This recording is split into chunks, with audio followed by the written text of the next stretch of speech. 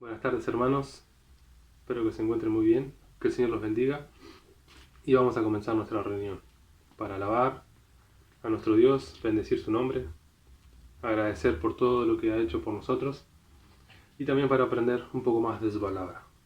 Los invito a que busquen en sus Biblias en el Salmo 139, versículos 13 y 14. Dice así: Porque tú formaste mis entrañas, tú me hiciste en el vientre de mi madre. Te alabaré, porque formidables, maravillosas son tus obras. Estoy maravillado, y mi alma lo sabe muy bien. Sabemos muy bien las maravillas que el Señor ha hecho, y nosotros somos obra de sus manos. Somos la más perfecta creación de Dios, y le agradecemos porque el Señor tiene un amor muy grande hacia nosotros, y una misericordia muy grande también. Quiero recalcar a las madres el poder tan grande y el trabajo que le dio Dios de llevarnos en sus vientres, de cuidarnos cada día de nuestras vidas, desde nuestra niñez hasta la vida adulta. Las madres han sido un regalo que el Señor nos ha dado. Que el Señor los bendiga.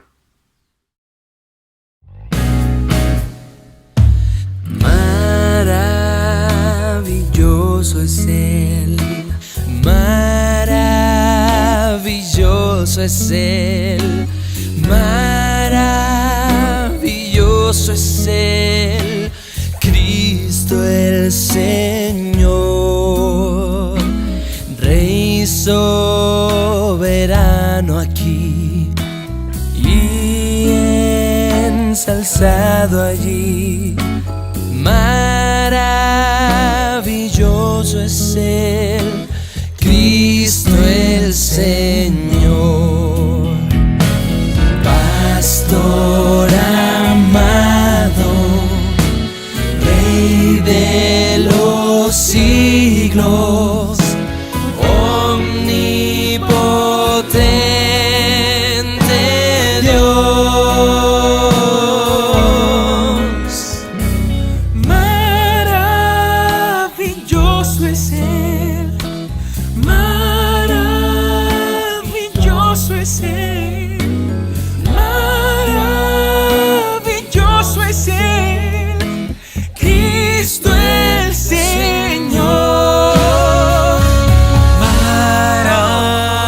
Maravilloso es Él, maravilloso es Él, maravilloso es Él, Cristo el Señor, Rey soberano aquí y ensalzado allí. Maravilloso, maravilloso es tú, Cristo, Cristo el Señor, Pastor amado, Rey de los siglos, omnipotente Dios. Nos inclinamos, te adoramos y le adoramos. Maravilloso es Él, Cristo el Señor.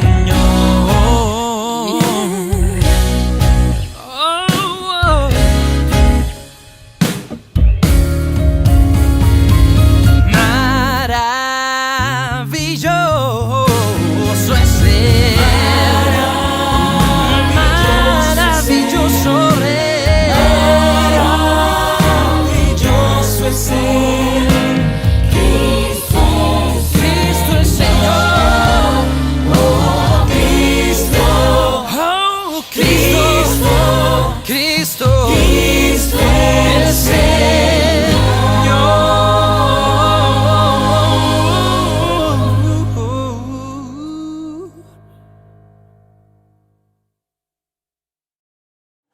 Buenas noches. Nuevamente nos reencontramos para hablar de la familia, porque creemos que la Biblia, la palabra de Dios, tiene mucho para decirnos acerca de ella. Ya desde el primer libro, el Génesis, cuando Él crea al hombre y a la mujer, lo hace con el propósito de formar esa primera célula básica de la sociedad, que es la familia. Y les dio el propósito de multiplicarse y de llenar la tierra, de poblarla, y también de señorear, o sea, gobernar sobre toda su creación. La palabra de Dios en Proverbios capítulo 22, versículo 6 dice: «Instruye al niño en su camino, y aun cuando fuere viejo, no se apartará de él». Y la versión de la Biblia al día dice: «Enséñale al niño a elegir la senda recta, y cuando sea mayor, permanecerá en ella». Hola. Bueno, nos gustaría mucho compartir con ustedes un testimonio que se encuentra en el aposento alto, en estos libritos. Este es del día miércoles, del 21 de octubre, que dice: «Mejor es orar». Me gustó mucho porque está hablando de la importancia de la oración, y tenemos el testimonio acá de una mujer que dice que solía preocuparse mucho y se angustiaba. Le causaba mucha tristeza, confusión o un sentir de miedo. Dice que de modo que decidía intentar convertir cada preocupación en una oración. Entonces a veces recordaba un versículo de la Biblia cuando oraba. Por ejemplo, cuando estaba preocupado por algo en el futuro, se acordaba del pasaje que se encuentra en Mateo capítulo 6, versículos 34, que dice que por lo tanto no se angustien por la mañana. Cada día tiene ya sus problemas. Cuando se preocupaba mucho por un ser querido, se acordaba del pasaje que se encuentra en Primera de Juan, capítulo 5, versículo 14, que le ayudaba mucho y que dice: «Esta es la confianza que tenemos al acercarnos a Dios, que si pedimos conforme a su voluntad, Él nos oye». También dice que cuando estaba preocupada o confundida respecto a qué hacer, recordaba: «Si a alguno de ustedes le falta sabiduría, pídasela a Dios, y Él se la dará, pues Dios da todo generosamente sin menospreciar a nadie». Y esto se encuentra en Santiago capítulo 1, versículo 5. Dice que a menudo, incluyendo versículos de la Biblia en la oración, le generaba paz. Cuando no recordaba ningún versículo, que le pasaba como a una mujer que se encuentra en la lectura de Lucas, capítulo 18, versículos del 1 al 7, de una mujer que recurría al juez, a un juez injusto, y que recurría a él una y otra vez, y oraba sobre el mismo tema una y otra vez. La oración puede ayudarnos a evitar que nuestras preocupaciones vuelvan a surgir.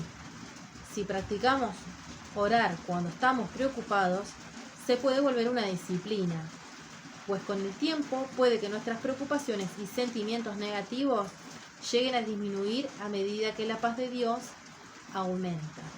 Y el pensamiento para el día es que incluir la palabra de Dios en las oraciones puede traernos paz. Me gustó mucho el consejo, el testimonio de esta mujer, el de recordar estos pasajes bíblicos, lo importante que es en cada situación, en cada circunstancia. Y me pareció hermoso saber que el Señor está escuchando nuestras oraciones y que en la palabra de Dios nos dice de qué manera debemos enfrentar cada situación con esperanza y de qué manera debemos orar, ¿no? Siempre, como dice acá, recordando cuál es la voluntad de Dios, siempre pidiendo por su voluntad.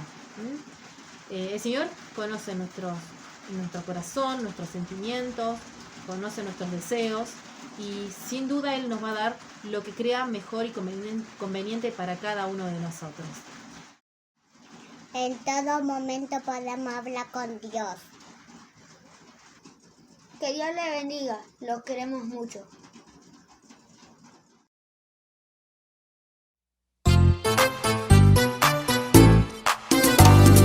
Con Toti vamos a orar, juntos vamos a aprender. Oremos por las familias del mundo.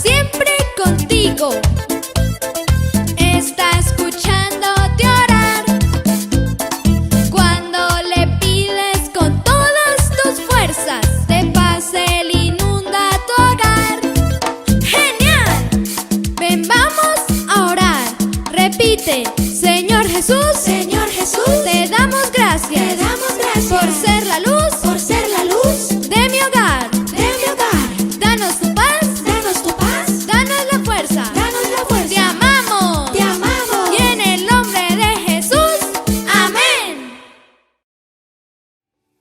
En el año 1959, después de la Segunda Guerra Mundial, la ONU, Organización de las Naciones Unidas, hizo la Declaración Universal de los Derechos del Niño. Y entre esos derechos, el primero en reconocerse era, o sigue siendo, el derecho a la vida.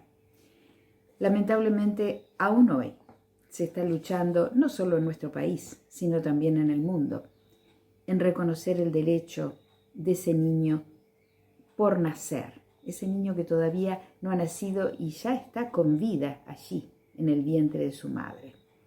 Por eso aquellos que conocemos los propósitos de Dios para la vida de los seres humanos, siempre estamos abogando para que se respete la vida del niño por nacer. Otro de los derechos reconocidos de la niñez es el de tener una familia, tener padres y madres que se amen y que estén allí recibiendo a ese niño con el amor y los cuidados que se merecen. Otro de los derechos es el de tener identidad, o sea, tener un nombre, un apellido, una nacionalidad, pertenecer a algún país.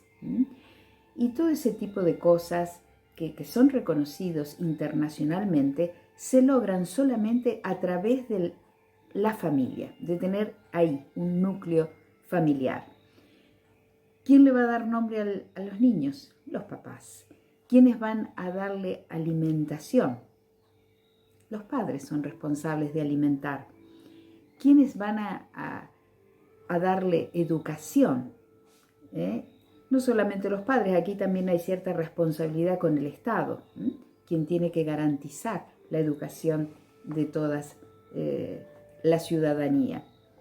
También la salud es responsabilidad tanto de la familia como del Estado. Y también recrearse y tener sus momentos de esparcimiento.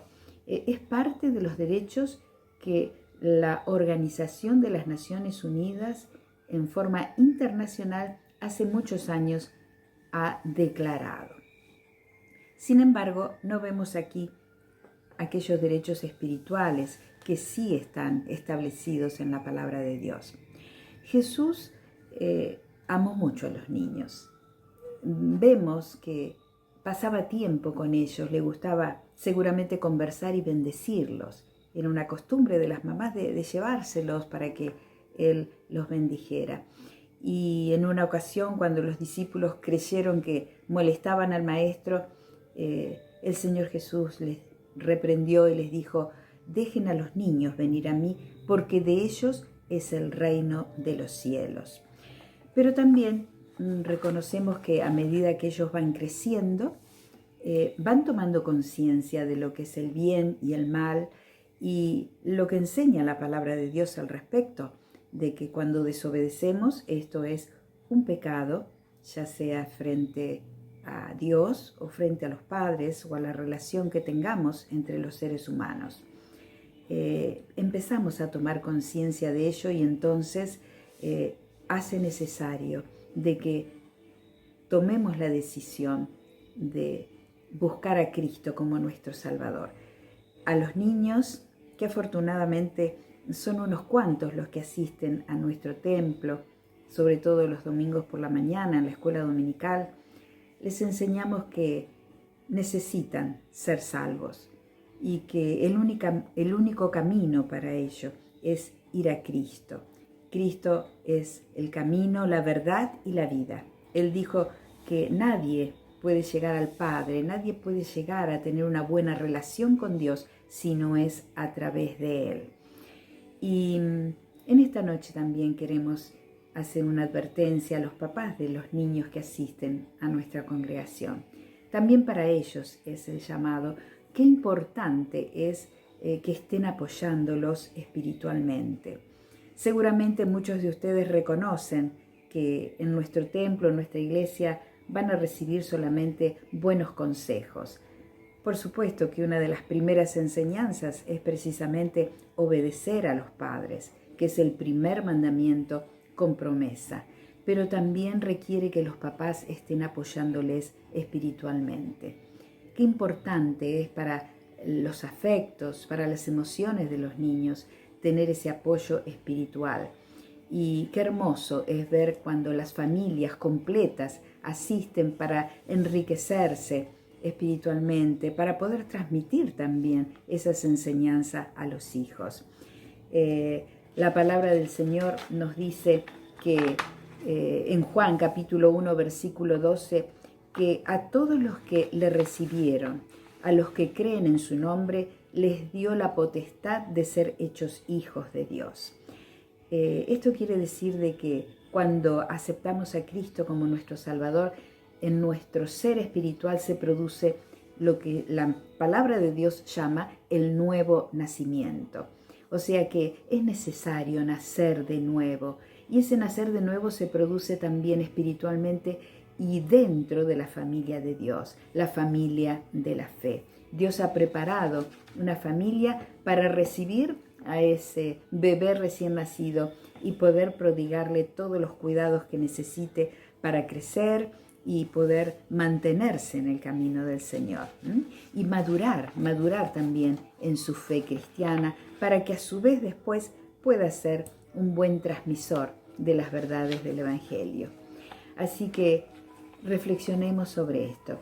Es necesario nacer de nuevo y hay una familia que Dios ha preparado para que podamos crecer, y es para aquellos que le han recibido y que han creído en el Señor Jesús como su único y suficiente Salvador. A ellos se les ha dado el privilegio de ser llamados hijos de Dios.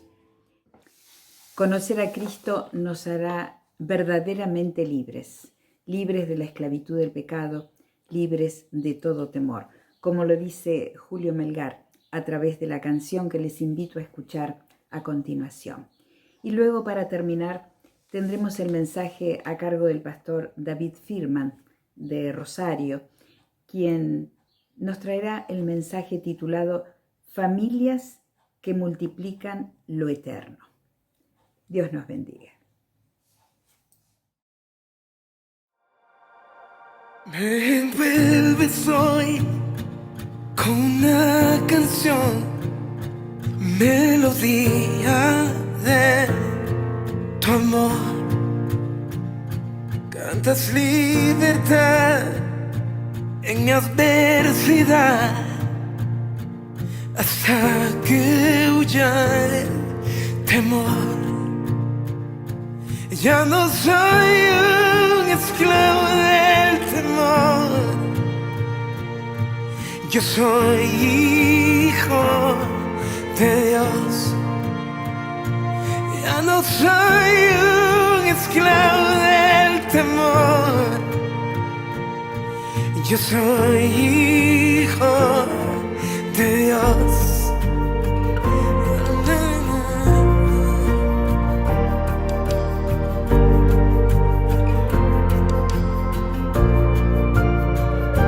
Desde el vientre fui escogido en ti, me llamo el amor.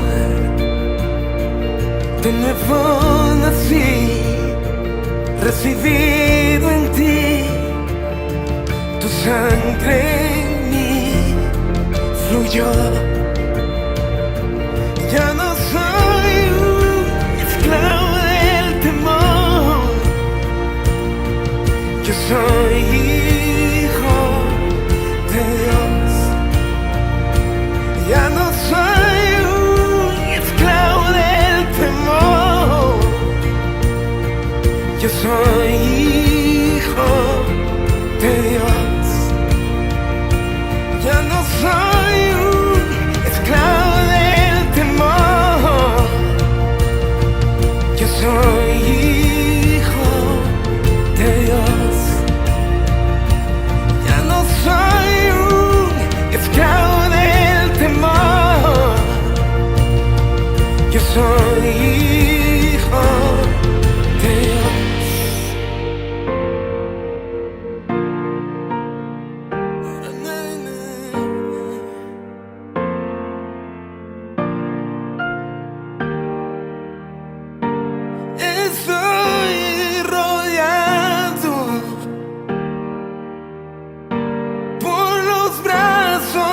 Padre. Estoy rodeado por canciones de libertad. Fuimos liberados de ataduras. Somos los hijos y las hijas. Cantaremos libres. Oh, oh, oh, oh, oh,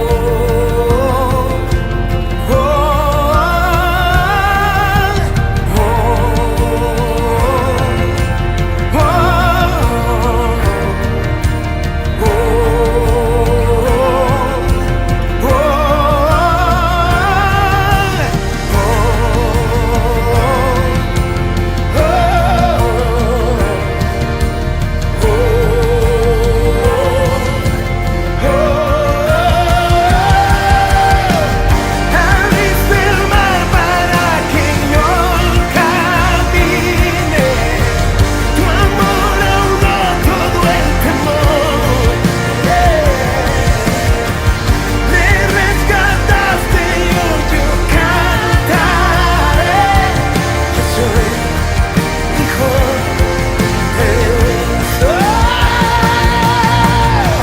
Abriste el mar para que yo camine. Tu amor ahogó todo el temor. Me rescataste y hoy yo cantaré. Yo soy hijo de Dios por tu gracia. Yo soy hijo de Dios. Yo soy hijo de Dios.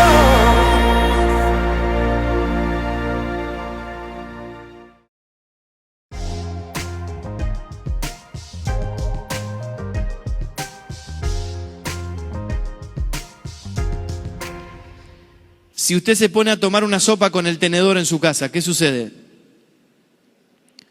No se va a poder, ¿no? Va a estar un rato renegando y después va a agarrar el plato y se lo va a tomar como si fuera una taza. Porque el tenedor no tiene el propósito de que usted lo use. No fue diseñado con el propósito de tomar una sopa. El tenedor fue diseñado para pinchar un trozo de comida. Si es carne, mejor, ¿no? Con todo respeto a los vegetarianos. Alguien dijo amén por ahí.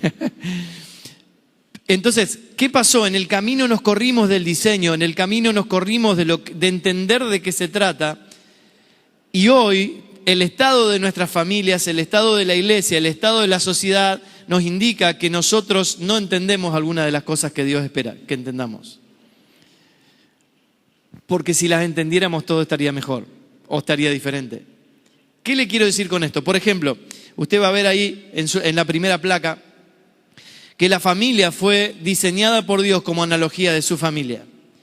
Dios diseñó la familia natural para que refleje realidades espirituales, que refleje a su familia, que es la iglesia. Esto lo trabajamos en la tarde, no voy a volver sobre esto. Pero si usted no entiende que su matrimonio fue diseñado para reflejar la unión de Cristo y la iglesia, si usted no entiende que su familia fue diseñada para reflejar a la familia de Dios, que es la iglesia en toda la tierra, usted no entiende de qué se trata la familia. Y entonces, si usted no está multiplicando lo eterno en las generaciones, lo que usted va a hacer es multiplicar lo temporal en las generaciones.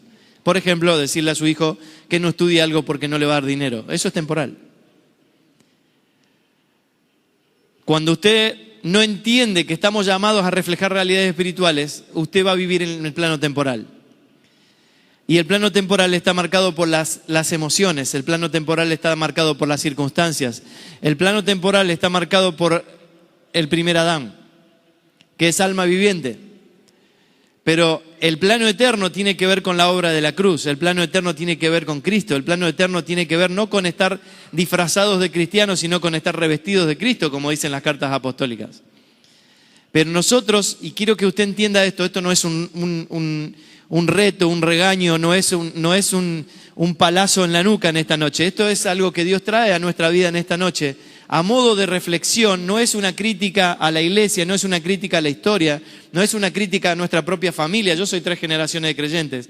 Sino que es un desafío que el Señor nos trae en esta noche para revisar cómo está configurada nuestra mente, cómo está configurado el evangelio que creemos, cómo está configurado nuestra manera, los argumentos que están en nuestra vida, porque eso es lo que vamos a multiplicar en las generaciones.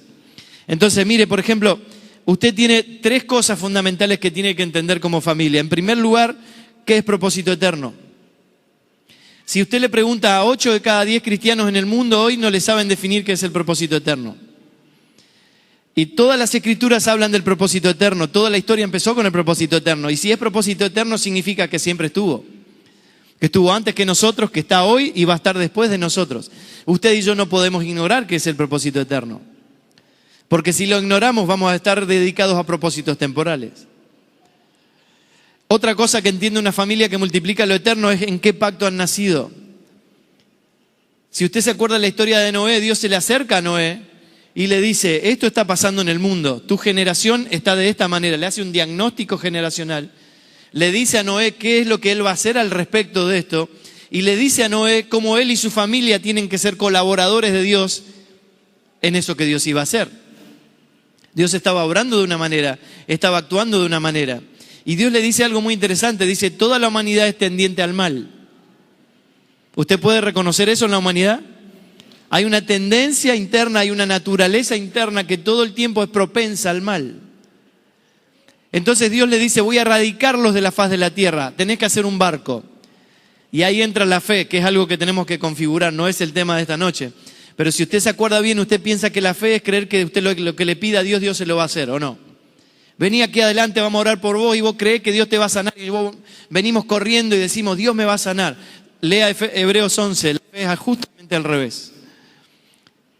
La fe es obedecerle a Dios lo que Dios me pide porque le creo. No estoy inventando nada, lea Hebreos 11. La fe no es creer que Dios va a hacer algo para mí. La fe es obedecer lo que Dios me pide que haga. Por la fe Abraham sacrificó a su hijo. Por la fe Noé construyó el barco. Por la fe muchos pasaron dolores. Por la fe muchos ni siquiera recibieron lo que pidieron. Eso dice Hebreos 11. Ahora fíjese cómo se nos ha configurado en nuestra mente un concepto erróneo, justamente al revés de lo que dicen las escrituras. Entonces vuelvo a Noé. ¿Qué es lo que Dios le pide? Dios le pide a Noé que construya un barco y le dice, tenés que hacer un barco gigante. Cuando él le dice esto, Noé tenía los hijos chiquititos y cuando Noé termina de construir el barco, sus hijos ya se habían casado y tenían hijos. ¿Cuánto tiempo pasó? Cerca de 70, 80 años. Y Noé se dedica a construir un barco gigante talando árboles en la cima de un cerro, porque Dios le había dicho que iba a llover tanto que la tierra se iba a inundar, el barco iba a flotar. Eso es fe. Creer la locura que Dios te está diciendo, viéndolo desde el plano temporal, pero tener mentalidad eterna y entender que si Dios me dijo, lo voy a hacer. Por eso si usted le dice a tu hijo, no estudie esto porque no te va a dar plata, usted no entendió de qué se trata. Y yo no digo que seamos unos irresponsables, que no estemos teniendo cuidado de que a nuestros hijos les vaya bien. Por supuesto que nosotros queremos que nos vaya bien, queremos que nuestros hijos sean prósperos, queremos que no nos falte nada en el plano natural. Pero nuestra mentalidad nunca tiene que ser temporal, nuestra mentalidad tiene que ser eterna. Si Noé se hubiera manejado desde lo temporal, no hubiera construido el arca. Y no se hubiera preservado en el arca, que es figura de Cristo. Todos los que están en él son preservados, son salvos. Noé y toda su familia fueron salvos porque Noé tuvo la locura de no manejarse por lo temporal. De hecho, la gente se burlaba de él. Y él decidió tener fe, creer que lo que Dios le había dicho iba a suceder y que él tenía que hacer lo que Dios le pidió. Eso es fe. Entonces, una familia que multiplica lo eterno es una familia que entiende en qué pacto ha nacido. Usted no puede no saber en qué pacto nació. Usted está en el pacto mosaico. Usted está en el pacto de Dios con David. Usted está en el pacto de Dios con Noé, con Abraham. En algún sentido todo eso sí es verdad. Pero en realidad hoy, por obra de la cruz, estamos en el nuevo pacto. Y usted no puede no saber qué es el nuevo pacto, porque si usted no sabe qué es el nuevo pacto, va a transmitir eso en las generaciones.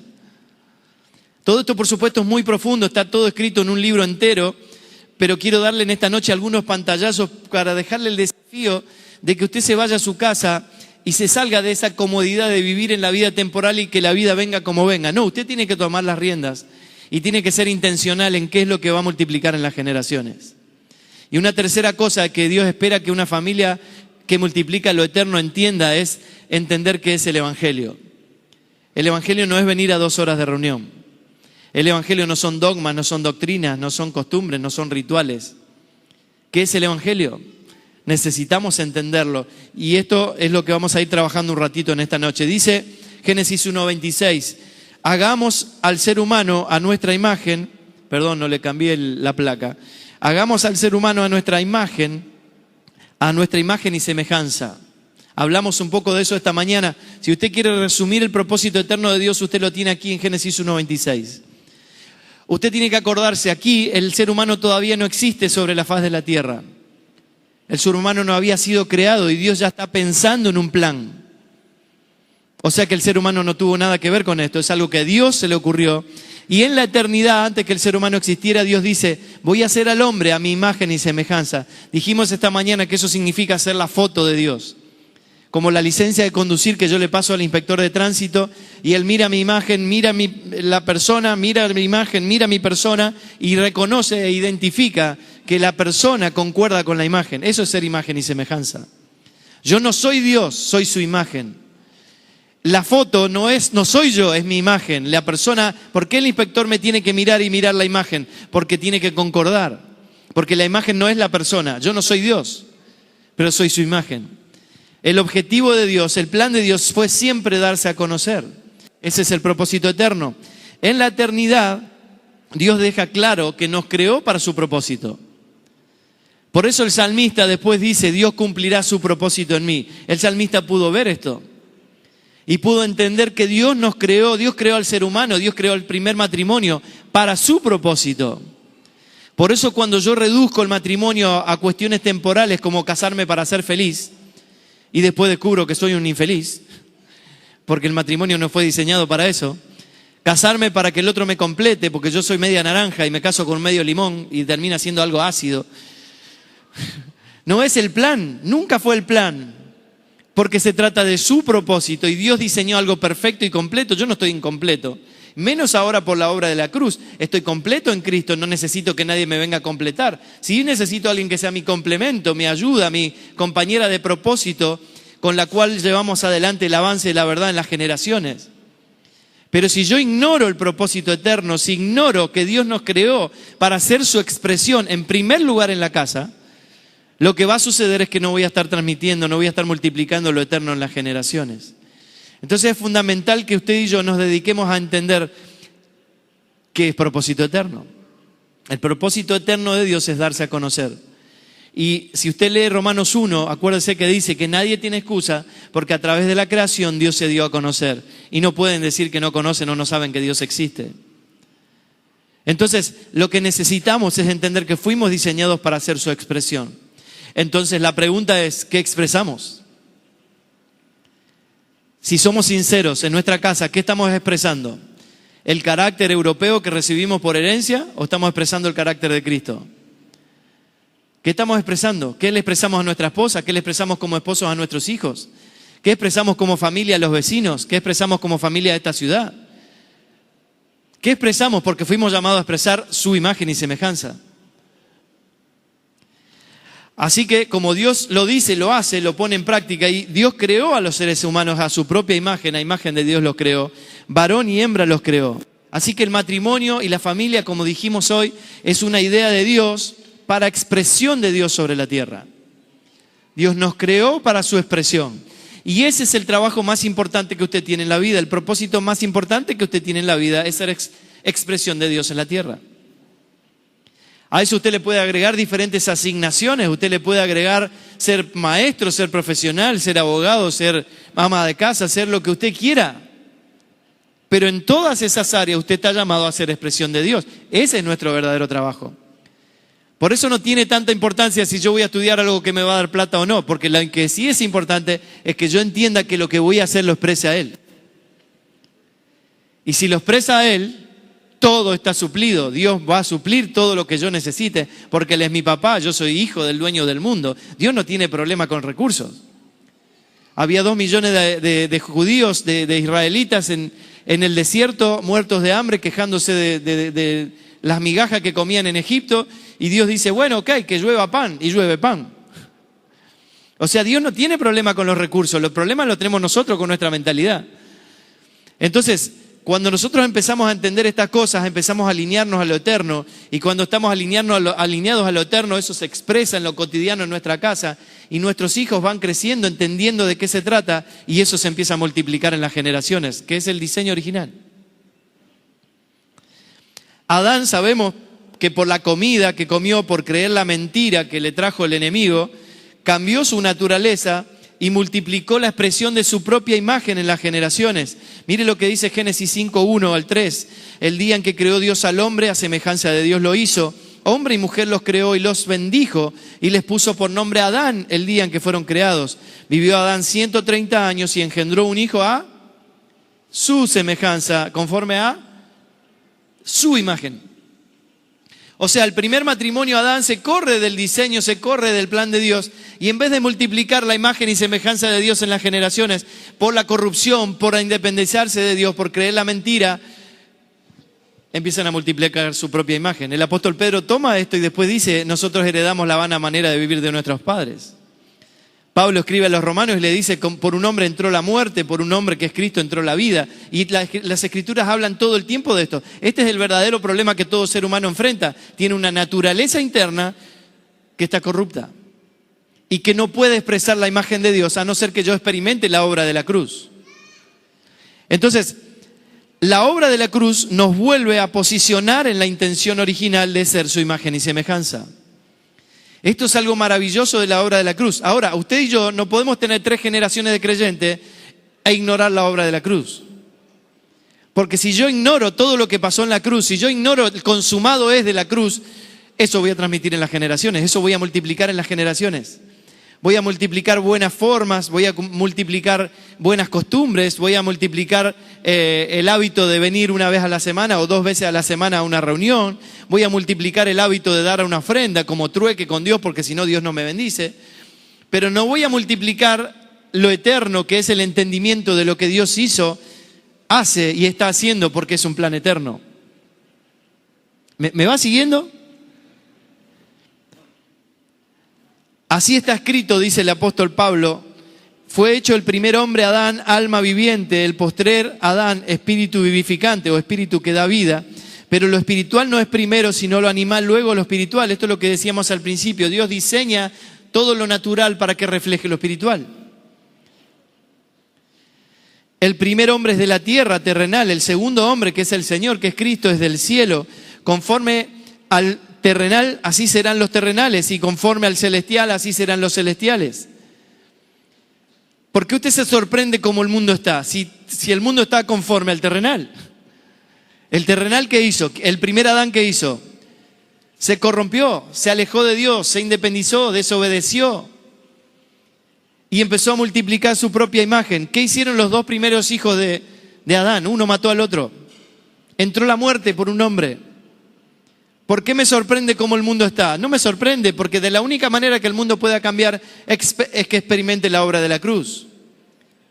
De la única manera que mis hijos no se van a ir a ningún lado es que experimenten la obra de la cruz. Si yo tengo temor de que mis hijos abandonen al Señor es porque ellos nunca experimentaron la obra de la cruz. Si a ellos les es revelado quién es Dios, quién es Cristo, la obra de la cruz, el operar del Espíritu Santo dentro de nosotros, formando la naturaleza de Cristo en nosotros, ellos no se van a ir a ningún lado. No hay lugar a donde irse. ¿A dónde se van a ir? ¿Qué es lo que el mundo, qué es lo que lo externo nos puede ofrecer cuando internamente yo entiendo todo lo que ya tengo? Internamente tengo a Cristo, que es el que sostiene el universo. Internamente tengo a Cristo, que es por quién y para quién fueron creadas todas las cosas. O sea, en lo externo no hay nada más grande que lo que ya tengo interno, porque lo que ya tengo interno, que es Cristo, sostiene todo lo externo. ¿Me va siguiendo esta matemática básica? Ahora, esto no se entiende en el alma, no se entiende por las emociones, no es una teoría que usted pueda anotar y entender. Esto es algo que el Espíritu Santo nos tiene que revelar como familia.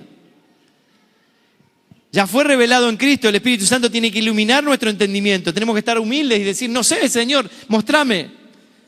Y como familia Dios empieza a iluminar nuestro entendimiento y a mostrarnos la obra de la cruz. Y usted empieza a experimentar un poder tan poderoso internamente que no existe nada externo que le pueda convencer. No existe nada externo que lo pueda atrapar, que lo pueda, ¿cómo sería la palabra? Conquistar, enamorar. Porque no hay nada más grande que Cristo. Si yo estoy enamorado de algo externo y temporal es porque nunca entendí la obra de la cruz. Por eso Pablo dice, todo lo tengo por basura. Comparado, lea Filipenses 3, cuando Pablo compara lo que él ahora vio en ese camino a Damasco, y lo que él tenía era buenísimo, era fariseo de fariseo, tenía un currículum tremendo, era un líder tremendo, celoso de Dios, persiguiendo a la iglesia, pensando que estaba haciendo la obra de Dios. Tenía cartas que le habían dado de autorización, iba legalmente. Todo eso, todo el renombre, el reconocimiento, la autoridad legal, todo lo que parecía bueno, él lo considera basura por ganar a Cristo. Porque él ahora vio que no hay comparación entre todo lo que puede ser muy bueno. No tiene comparación. Cuando lo comparo, es incomparable. Ahora, de la única manera que yo lo pueda comparar es que lo vea. Si no lo veo, entonces la oración, ¿cuál es? Quiero ver. Señor, mostranos. Esa tiene que ser nuestra principal oración como familia. Ahora mire cómo sigue el texto y dice, así como hemos traído la imagen del terrenal. ¿Quién es el terrenal? Adán. Traeremos también la imagen del celestial, que es Cristo. ¿De qué habla Génesis 1:26? ¿Cuál es el propósito eterno? Hacernos a su. ¿Y qué es lo que Dios nos promete por la obra de la cruz? Volver a traer la imagen del celestial. Entiende que usted no puede ignorar como familia qué es lo que sucedió en la cruz. La cruz no es un momento histórico que celebramos todos los marzo o abril en Semana Santa. La cruz es mucho más que un momento histórico. La cruz es un momento eterno, es un momento que marca un antes y un después en la humanidad, es la refundación de la humanidad. Dios creó una nueva creación, una nueva criatura que ahora es Cristo. Y el que está en Cristo, nueva criatura es, todas las cosas pasaron, todas son hechas nuevas. Eso es la cruz.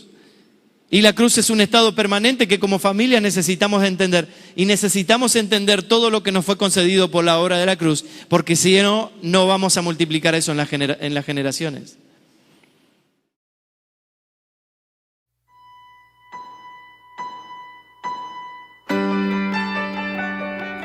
Oh, man. Redimido.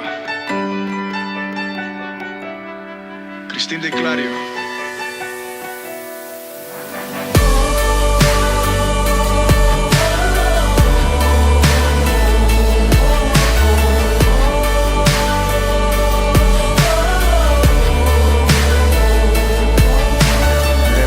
No sabía cómo iniciar esta canción, cómo empezar a describir a alguien tan indescriptible. No existe una palabra, un texto o una oración que pueda definir un amor tan increíble. No hay versos que puedan ayudar a este poeta. Cualquier articulación se quedaría incompleta.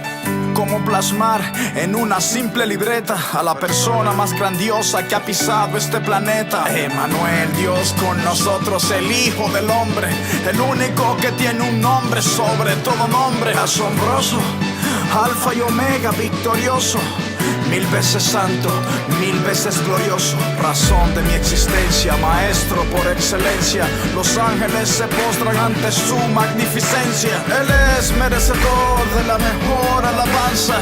Él es mi esperanza. Mi corazón entona la canción para el que murió en la cruz, que por mí su vida dio, venció la muerte al tercer día, me dio la vida y viviré para siempre proclamar el nombre de Jesús.